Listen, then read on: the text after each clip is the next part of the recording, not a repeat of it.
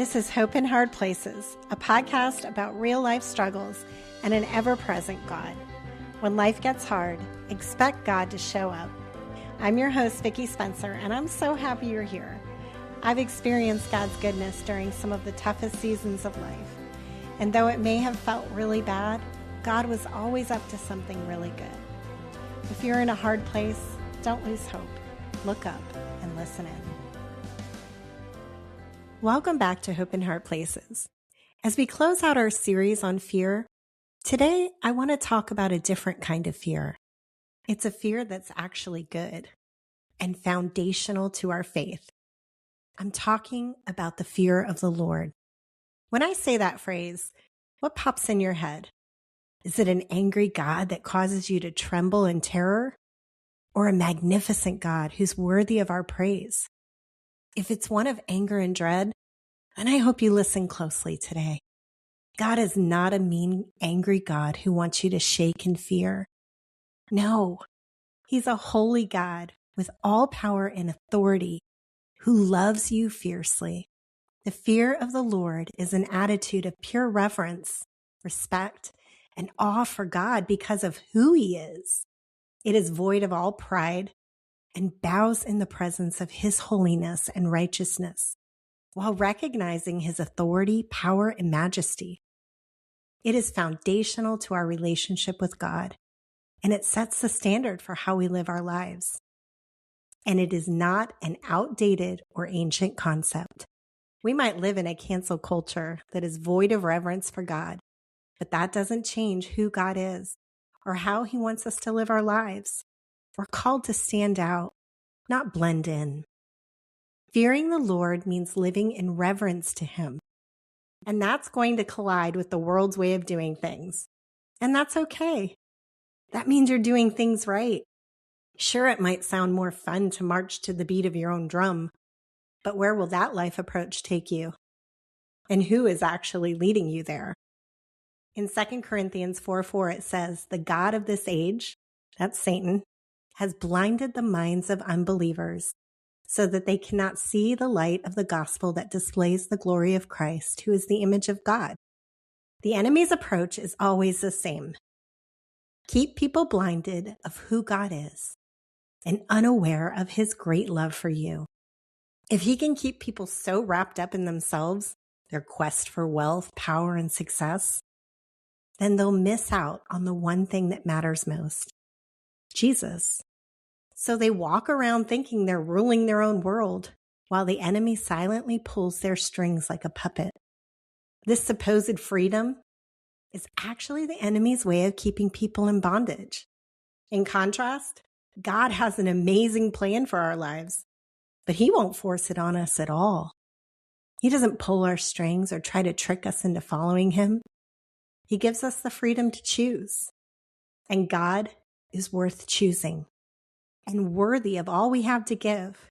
The Bible says He spoke and the world was created. In Psalm 33, verses 8 and 9, it says, "Let the whole world fear the Lord, and let everyone stand in awe of Him. For when He spoke, the world began. It appeared at His command."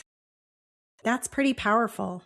If there was ever anyone worthy of our praise, honor, and respect, it would be the one who is able to speak the world into existence. And He is not only the creator of the universe, He's the creator of you and I. Understanding who God is helps answer the question why we should revere Him. And this is what God asks of us. In Deuteronomy chapter 10, verse 12, it says, "And now, Israel, what does the Lord your God require of you? He requires only that you fear the Lord your God and live in a way that pleases Him and love Him and serve Him with all of your heart and soul." So what does the fear of the Lord look like in the life of a believer? Well, I made a list, and I'm sure there's more you could add to it. But here's something to start with. It acknowledges the authority of God. It has a proper understanding of who God is and who we are. It maintains an attitude of humility. It is committed to putting God first. It purposes to do the things that please Him. It upholds the things that are right, true, and just. It refuses to compromise. It lives a life of integrity and godly values. It heeds the voice of the Lord when he speaks, and it treats God, his word, and the things of God with all reverence. When we get a proper glimpse of God, we realize how unholy and wretched we truly are. We don't walk around all big-headed about ourselves. Our posture is one of utter humility. In Isaiah chapter 6, verses 1 through 5, we see it so clearly. And here's what it says. In the year that King Uzziah died, I saw the Lord high and exalted, seated on a throne, and the train of his robe filled the temple. Above him were seraphim, each with 6 wings. With 2 wings they covered their faces, with 2 they covered their feet, and with 2 they were flying. And they were calling to one another, Holy, holy, holy is the Lord Almighty. The whole earth is full of his glory. At the sound of their voices, the doorposts and thresholds shook, and the temple was filled with smoke. Woe to me, I cried. I am ruined, for I am a man of unclean lips, and I live among a people of unclean lips, and my eyes have seen the King, the Lord Almighty. What an amazing picture of the majesty of God and our rightful response to being in his presence.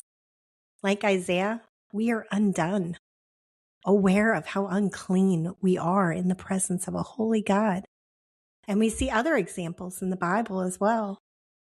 In Luke chapter 5, verses 1 through 10, Jesus asked Simon Peter to let down the nets for a catch after fishing all night and catching nothing. His response to Jesus' request sets the scene for a miracle. We've worked hard all night and caught nothing, but because you say so, I will let down the nets. Suddenly, there is such a large number of fish that the nets began to break. As Simon Peter sees this, his heart also begins to break. He realizes he is in the presence of Almighty God. In verse 8 it says, when Simon Peter saw this, he fell at Jesus' knees and said, Go away from me, Lord. I am a sinful man. That is the fear of the Lord. Recognizing who he is and how unworthy we are. When we truly get this, it changes us and the way we live. Another passage that really captures his mighty power and the response of those who witness it is in Jonah, chapter 1, verses 12 through 16. Jonah has run away from the Lord because he doesn't want to do what the Lord said, go to Nineveh and preach against its wickedness. Later, we learn the reason why. He knew God would be merciful if they repented. So he runs away and boards a ship to Tarshish. Then the Lord sends a violent storm which threatens the ship and all who are on it. So Jonah says, It's my fault. Just throw me over and it'll grow calm. In verse 14, it says, Then they cried out to the Lord, Please, Lord, do not let us die for taking this man's life. Do not hold us accountable for killing an innocent man. For you, Lord, have done as you pleased. Then they took Jonah and threw him overboard, and the raging sea grew calm. At this, the men greatly feared the Lord, and they offered a sacrifice to the Lord and made vows to him. Seeing how God had stopped the storm blew their minds. They suddenly had a crystal clear understanding of the power of God at work in their midst. And their response was one of reverent fear, followed by a sacrifice to the Lord and vows to him. How about you and I? In what ways are we walking in the fear of the Lord? When life gets hard, do we shake our fist at God and blame him for the difficulties in our life? Or do we drop to our knees and purpose to worship him through the pain? The fear of the Lord causes us to do the latter. We don't always understand what's happening, but we can honor him in the midst of it and trust him to show us the way forward. Fearing the Lord may look like turning down your friends or coworkers when they're going somewhere you know God doesn't want you to go. It's not that you don't have the freedom to go, but you put the priority on honoring God and living out your witness in a way that pleases him, rather than feeding your flesh or feeling accepted. We walk in the fear of the Lord when we choose to live a life that's above reproach, one that speaks of integrity and honesty when it might be easier to compromise. The fear of the Lord will prompt us to make good choices, holy choices that honor God rather than what we can rationalize away. It keeps us on the right path with God. But that's not all. The Bible speaks of so many benefits for the believer who fears the Lord. Some of these include God's guidance in Psalm 25:12, His wisdom and understanding in Proverbs 9:10, prosperity, Psalm 25:13, friendship with God, Psalm 25:14, goodness and blessing, Psalm 31:19, God's watchful care, Psalm 33:18, and God's protection and deliverance in Psalm 34:7. That's not all. When we fear God, we're free from the fear of man. That's huge. When we recognize who God is, the one who is all-powerful and able to rescue us from every evil attack, we're released from the fear of people. What can man do to you if God's on your side? The shackles of fear literally fall off.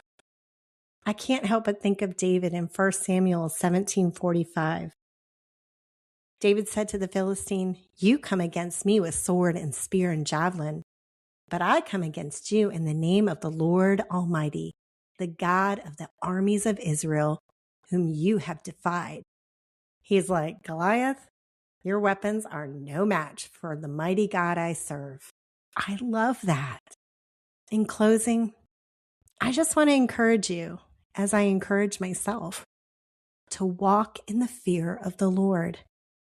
Let's bow at His feet and worship Him with a pure heart, even when it's hard, because He's worthy of all of our praise. And let's honor God in our circumstances, even when they don't make sense, and seek to live a life that pleases Him. He is so worthy. Well, that concludes today's podcast. I hope you have a great week. If you enjoyed this podcast, help me spread hope to others by sharing it with a friend. And don't forget to like and follow me for future episodes. Be sure to visit hopeinhardplaces.com and enter your contact info for the latest updates and fun extras about the show.